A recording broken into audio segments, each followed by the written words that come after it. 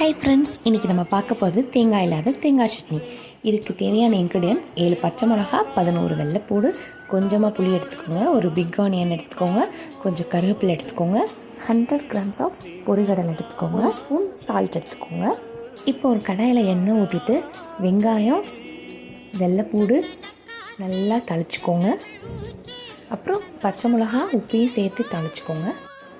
நல்லா தளிச்சிக்கோங்க. இப்போ நம்ம எடுத்து வச்சுருக்க புளியையும் போட்டு நல்லா தளிச்சிக்கோங்க. ஆனியன் கோல்டன் கலரில் வர அளவுக்கு தளிச்சிக்கோங்க. தாளிச்சுன்னே அதை எடுத்து நல்லா ஆற வச்சுட்டு அப்புறம் நம்ம மிக்சியில் போட்டு அரைச்சிக்கலாம். அது கூடவே பொரிகடலையும் சேர்த்து நல்லா தளிச்சிக்கோங்க.